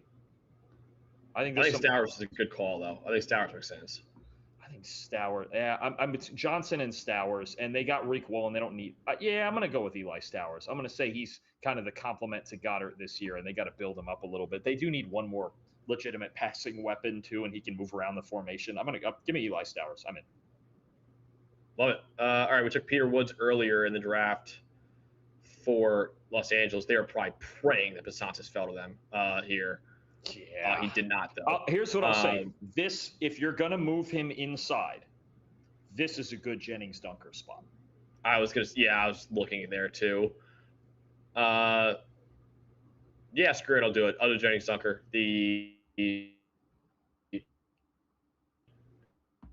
Played tackle at Iowa.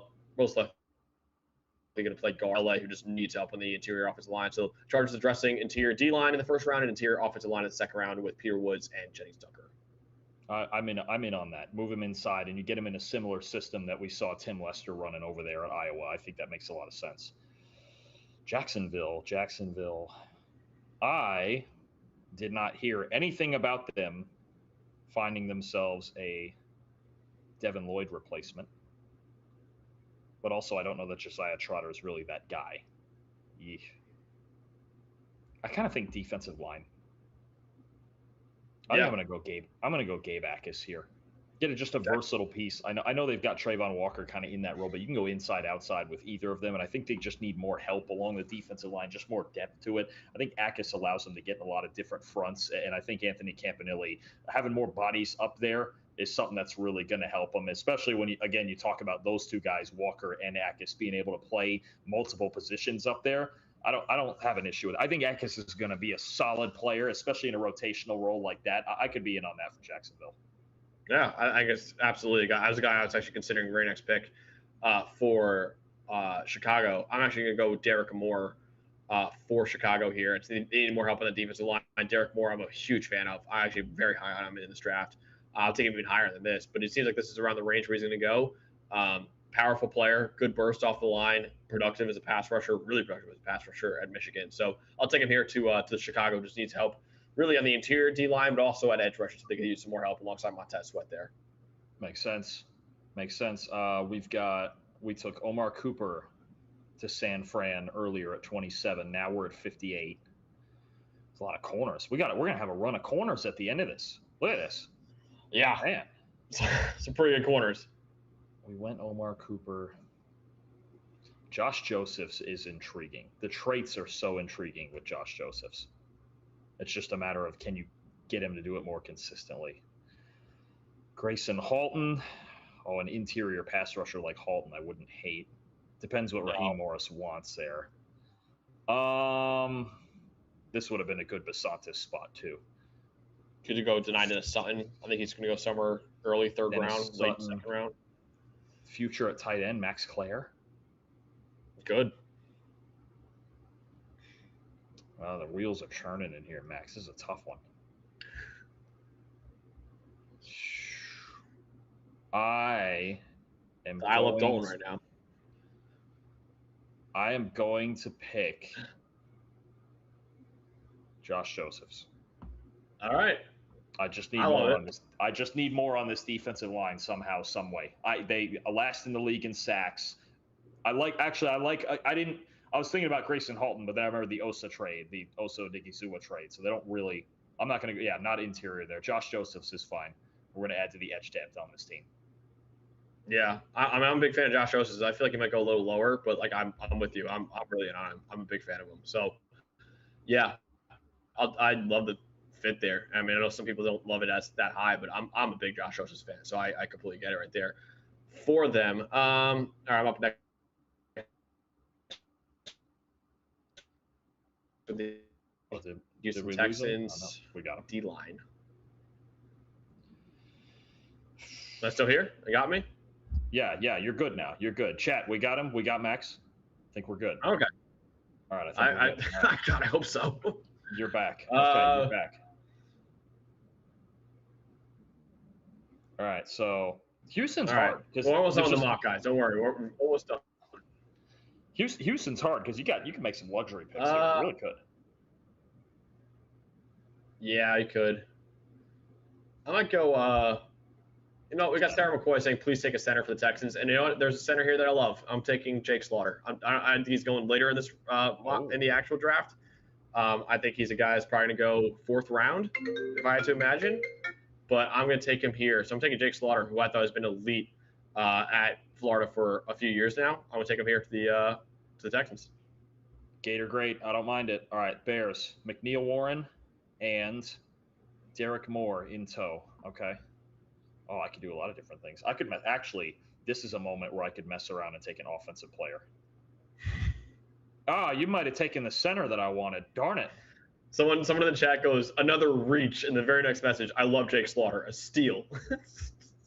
Yeah. This shows the dichotomy of mock drafts, where it's just like people have completely different opinions on players, and I love it. The duality of draft. Gotta love it. Yeah. It's such honestly, the draft is such a love-hate relationship. It really That's so good. Another reach. I love Jake Slaughter. A steal. Another one. How dare you? You just had to go and offend somebody, Mac. How dare you? Man, there's something in me that wants I just want to mess around and take an offensive player for the Bears just to do it. Good. I think it's Chris Brazzell. I'm just going to get just a vertical threat in there. You've got Odunze, you've got Burton, but I don't really with DJ Moore out of there. It's like they're kind of got a hole with that third receiver. He might just be the take the safeties off the defense type of receiver, right? 6'5", and the speed that he has, the ability to get vertical, as we saw at Tennessee and Tulane. But I think that might be something Ben Johnson values. Just run skinny posts the entire game and just leave the room for Luther Burden to catch 150 balls. I'm in on that. Give me Chris Brazzell to the Bears. We're going offense this time. Love it. All right, LA Rams up next. Who do we take for them? We took Jordan Tyson. That was the only pick actually we made for them so far, man. which is fun. You want to talk about a luxury pick? Yeah. Yeah, there's not many needs left for this team. It's not. I mean, it's probably the best roster in football right now. I know they traded for McDuffie, but can you add another corner? Because I mean, I feel like the corner force is too good. Well, you've got McDuffie and Watson. You've got Quentin Lake, who is versatile and can do a lot of different things for you. I think you could think about I think the names that jump out to me here, because you already went receiver at 13, right? Yeah. So the names that jump out to me here then are Keontae Scott, Josiah Trotter. Yeah, I'm looking at linebacker too. Caleb Tiernan sitting there. Josiah Trotter, Keontae Scott. If you wanted to go D tackle, let's do Dominique Orange. No, I'm gonna go Josiah Trotter here. I'm not as high on him as you are. Really, really good run defender, but I do think he's gonna go somewhere late second round. So this is probably his range, and I think they need some help at linebacker still too. So I'll take Josiah Trotter because I think this is the range where he's gonna go. So I'll take him here for LA. Reasonable. Denver, 62. We got Jalen Waddle. I don't necessarily need another weapon now. Man, Denver Broncos with Jalen Waddle. What a silly. Just silly. Trying to find. That was Josiah Trotter we had go. Josiah Trotter. Now. And Trotter might have been a consideration here for Pay attention to you. Come on now. We're getting there. We're getting there. We're almost done. Man, the Broncos are hard because they don't have a ton of needs. They're a good team. They're very good. Man, this is tough. I'm thinking defensive line. Is it deny Dennis Sutton? Do we just do that? I need somebody with some versatility. Dominique Orange. No, you know what? Give me Dominique Orange. I'm going to do that. I'm going to find a way to replace John Franklin Myers. It's a little bit different build, but I think Orange, the way that you saw him play at Iowa State, is more than just a nose guard. You can kind of move him around because he's kind of a weird, freaky athlete at that size. I'll take Big Citrus going to Denver. Love it. All right, I'm up next with the New England Patriots. My final pick in this mock. I'm going to go edge. I'm going to go deny Dennis Sutton. I think he's a really freaky athlete. I think he's a heavy-handed player, and I think he'll be a fun fit in that Mike Vrabel defense too. So I'll go deny Dennis Sutton, who I think will be the next edge off the board in this draft. It's a deep edge rotation. I feel like they're trying to build there. Yeah. Don, yeah, I feel like you have to get Chris Johnson or Keith Abney or something like that off the board here at 64, right? I think so. And the Seahawks could use more corner depth. I'll go Chris Johnson. I'm going to take Chris Johnson out of San Diego State, one of the highest graded corners in the country this past year, on one of the best defenses in the country. And I think second round is a good range for him, right? He's got good size. He's got really good zone ability, which I think McDonald's going to like. And he doesn't have to come in and start right away. They re-signed Josh Jobe. They've got Devin Witherspoon. Obviously, they do all sorts of things with personnel in their defense. But I think Chris Johnson would be a good fit in Seattle, especially the way that he rotates outside guys and moves Witherspoon into the slot and all of that. I think McDonald would find a use for really any outside corner with either of these two picks we're making, but Johnson especially is just that guy who can lock it up in zone coverage on the outside. I like that pick. Absolutely. All right, that wraps up the 2-round mock draft that we just completed right there. Really appreciate you guys for checking us out and watching the show. I know, obviously, it's under another different show name. I feel like the fifth time we changed names on this show, back to one of the names we had originally as well. Really appreciate, again, you guys for reaching out. It was a rough day yesterday for Dalton and I, but also it's a bittersweet day too because of all the great days that we've had at PFF and kind of reminiscing on that. This show ain't going anywhere, so don't worry about that. Don't worry that you have to unsubscribe to the channel because we're not going to be posting content anymore. This show is still going, man, and we have a lot of exciting things in the works actually with this show right now. So hopefully we can share those with you guys very, very soon. Hopefully get better Wi-Fi for both me and Dalton, apparently as well. Apparently I'm just as bad as Dalton is too. But regardless, appreciate you guys for watching the channel. Please, if you can, show support by liking the video, subscribing to the channel, commenting any of your thoughts. If you thought we had a terrible pick, let us know in the comments below. But again, really appreciate all the love from you guys. We love you guys. And we're entering the next phase of this show, which could be bigger than what we did before too. So we're very, very excited about the future of Preferred Walk On, a college football show. For Dalton Wasserman, for our producer Eli, I'm Max Chadwick. We'll see you guys later on this week with our top 10 corners in the 2026 NFL Draft.